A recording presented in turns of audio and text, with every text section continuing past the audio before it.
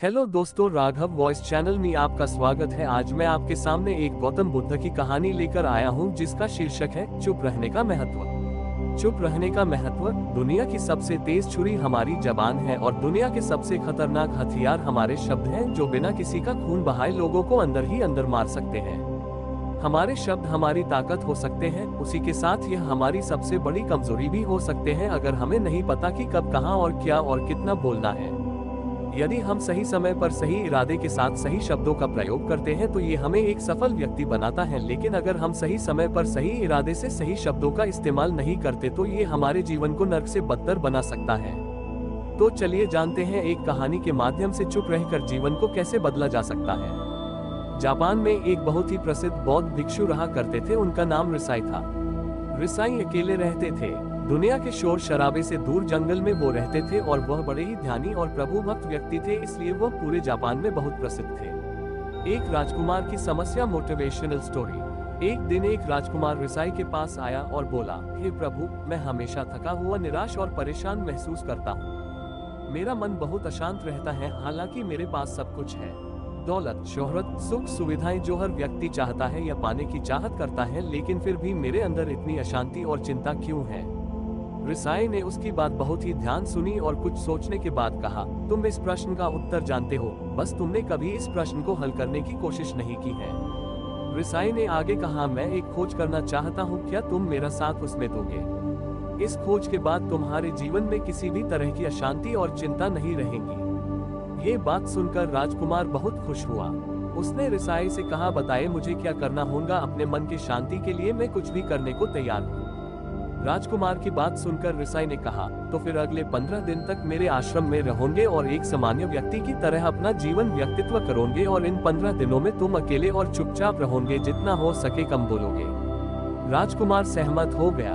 पहले दिन राजकुमार को लगा कि उसका मन सामान्य से अधिक अशांत और विचलित है। उसके मन में तरह तरह के विचार आ रहे थे और वह आम लोगों की तरह जीवन जीने में असहज महसूस कर रहा था, और उसे अंदर से बोलने की चाहत हो रही थी, लेकिन वह चुपचाप रहा। उसके मुंह से एक शब्द भी नहीं निकला। अगले दिन वह वैसे ही पूरा दिन चुपचाप बैठा रहा। अगले 2-3 दिन बस वह चुपचाप बैठे रहता, लेकिन रात होते होते उसे अंदर ही अंदर शांति का अनुभव होने लगा। उसके लिए यह अनुभव अजीब था। वह खुद से पूछ रहा था कि वह अंदर ही अंदर इतना खुश क्यों है। अगले दिन राजकुमार अकेला चुपचाप बैठा रहा और वह प्रकृति को निहारने लगा। वह पौधों को, फूलों को, आकाश में उड़ रहे पक्षियों को देख रहा था। वह अपने जीवन में पहली बार यह अद्भुत दृश्य महसूस कर रहा था कि उसके आसपास कितनी सुंदरता है।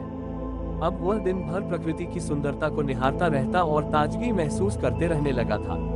इसी तरह से 10 दिन बीत गए थे और उसके मन की सारी बेचैनी, सारी हलचल और सभी तरह के तनाव गायब हो गए। 11वें दिन की सुबह राजकुमार फिर से एकांत में बैठ गया और कुछ ही मिनटों में उसकी आंखें अपने आप बंद हो गई और वह गहरे ध्यान में चला गया। वह पूरे दिन वहीं पर ध्यान लगा के बैठा रहा और गहरे ध्यान में डूबा रहा। ना कोई शब्द, ना कोई चिंता। राजकुमार भीतर से असीम शांति और आनंद से भर गया। राजकुमार अपने बाकी के 4 दिन इसी तरह व्यतीत करने के बाद रिसाई के पास गया और उन्हें प्रणाम किया और बोला, हे भिक्षु महाराज, मुझे उत्तर मिल गया कि मेरे में इतनी उथल पुथल और चिंता क्यों था।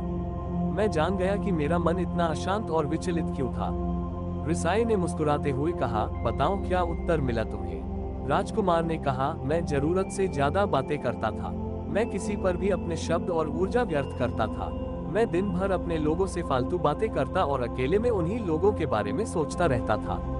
ज्यादातर समय निगेटिव बातें सोचता रहता और इस तरह से मैं अपना समय बर्बाद कर देता था।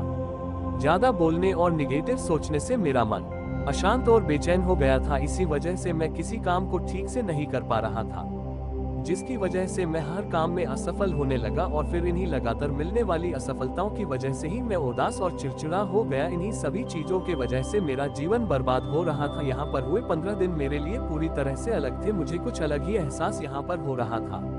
अब मुझे ऐसा लग रहा है मैं अपना जीवन पूरी तरह से जी रहा हूँ, लेकिन इसके पहले मैं अपना जीवन गलत तरीके से जी रहा था। जीवन में खुद को जानना और समझना बहुत जरूरी होता है, जो मैंने पिछले 15 दिनों में अनुभव किया। राजकुमार की सारी बातें सुनने के बाद रिसाई ने कहा, सिर्फ तुम ही नहीं, दुनिया में ज्यादातर लोग जरूरत से अधिक बोलते हैं। आज भी लोग ज्यादातर समय केवल दूसरों को नीचा दिखाने के लिए ही बर्बाद करते हैं। चुप रहने का महत्व। रिसाई ने राजकुमार को चुप रहने का महत्व समझाते हुए कहा, एक बार गौतम बुद्ध से उनके एक शिष्य ने पूछा, आप ज्यादातर चुप क्यों रहते हैं? तब बुद्ध उन्हें चुप रहने के फायदे को समझाते हैं। चुप रहने से व्यक्ति अंदर से आनंद, शांति और गहराइयों में होता है। मौन अपने भीतर उतरने की पहली सीढ़ी है। मौन के बिना खुद को जानना असंभव है। खुद को जानने और समझने का पहला नियम है, मौन हो जाओ। कम बोलने का कोई भी नुकसान नहीं है, लेकिन यदि आप ज्यादा बोलते हैं तो आप अधिक गलतियां करते हैं। अगर व्यक्ति कम बोलना शुरू कर दे तो संसार की 90% मुसीबतें अपने आप खत्म हो जाएंगी। जिसने मौन रहने की कला जान ली, वो भीड़ में भी अकेले रहने कला जान लेता है।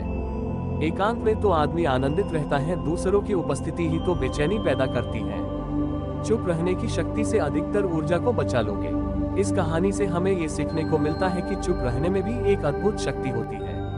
अगर हम सही समय पर सही शब्दों का प्रयोग करते हैं तो हम अपने जीवन को सकारात्मक दिशा में बदल सकते हैं। चुप रहने से हम अपने आत्मा की गहराइयों में जा सकते हैं और अंदर से शांति का अनुभव कर सकते हैं। इससे हम अपने विचारों और भावनाओं को साफ करके अपने जीवन को सकारात्मक बना सकते हैं। चुप रहने की कला हमें सीखनी चाहिए ताकि हम अपने शब्दों का सही इस्तेमाल करके अपने और दूसरों के जीवन को सुधार सकें। तो दोस्तों, उम्मीद करते हैं आपको हमारी मोटिवेशनल स्टोरी चुप रहने का महत्व पसंद आई होगी। अगर पसंद आए हो तो लाइक, शेयर, सब्सक्राइब करना ना भूलें। धन्यवाद। आपका दिन शुभ हो।